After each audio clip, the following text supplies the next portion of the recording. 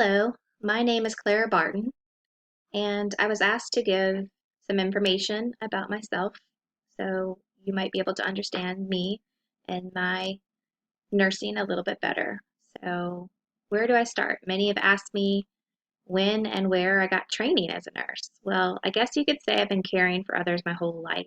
Um, as a child, I grew up in a very troubled and busy household that was filled with mental illness and other concerns.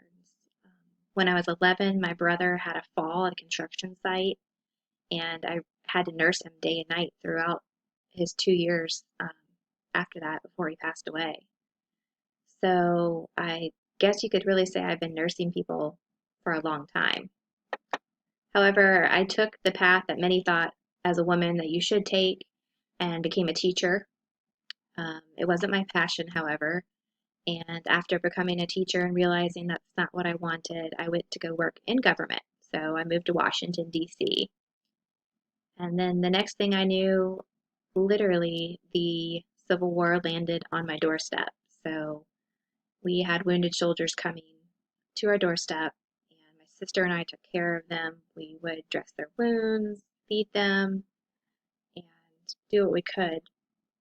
I quickly realized, however, that this was not enough. So we needed to get to them faster, and we needed to get to them out on the battlefield. It's funny because that reminds me of a nickname someone gave me, which was Angel of the Battlefield. Um, so we needed to get to the front lines where they were. So I went.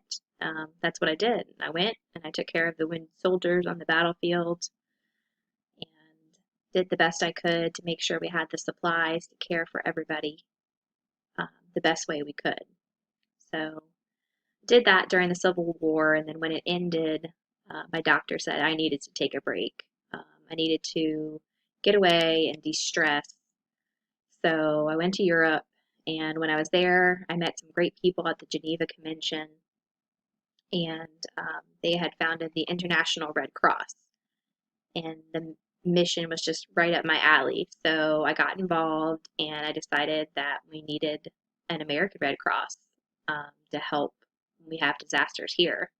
So that's what I did. I founded the American Red Cross, and the rest of my life I've been pouring everything into that.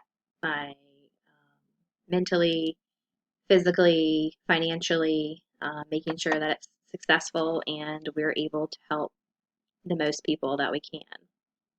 So some asked me what my spiritual influences were in my life. Um, I would say my membership in the Universalist Church played a large role in that.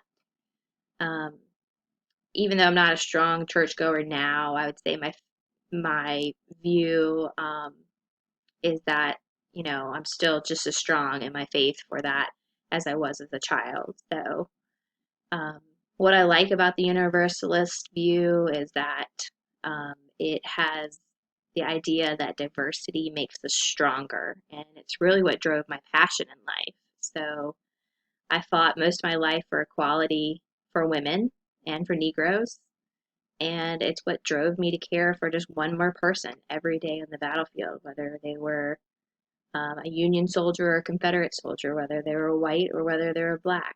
Same thing with my Red Cross Foundation, making sure that no matter what someone's state is in life, that they have the care and the dignity that every person deserves. So I guess you could say that my Universalist faith, it played a major spiritual influence in my life and my practice. What were the unique spiritual needs of the people I cared for? Well, many were suffering and alone. This was a country that was divided. Not only did the soldiers that we were helping um, face the possibility of getting killed, which was scary enough, but their daily lives were hard. They deal with hunger, bad weather, poor clothing, and everything else in between battles. So I did all I could for them. I would heal their wounds, I would make sure that they had clothes to wear, food to eat. I really took a holistic view in making sure that I was caring for the whole person. When someone was worried about making sure their loved ones um, knew their last words, I would write those down for them and made a point to get it to their loved ones.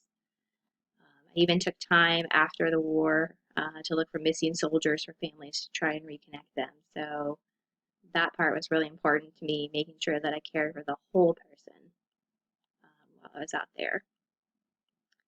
How did you care for yourself in order to care for others? Ooh, this is a tough one. Um, I struggled in this area. My cup was filled by the joy of giving back to others.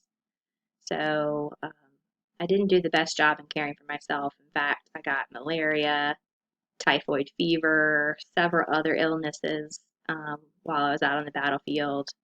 Um, and it just seemed I was always at the brink of a mental breakdown. Um, there was always just so many people to help, not enough time to help them all. And taking time for myself seemed selfish at the time. So I really struggled with that area. Looking back, would I do anything different? Well, I was known to be an overworker. I'm still an overworker, and this caused me a lot of illnesses and troubles. I guess if you could say I had one weakness, it was that I cared too much.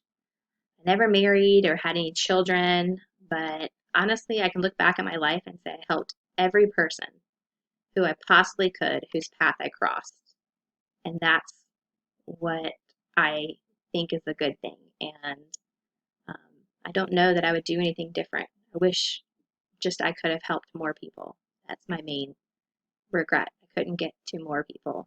Um, so that's a little bit about me and what drove me and some of my heart. And I hope that um, this helps drive you in your nursing careers one day.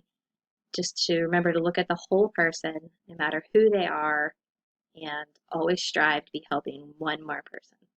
Thank you.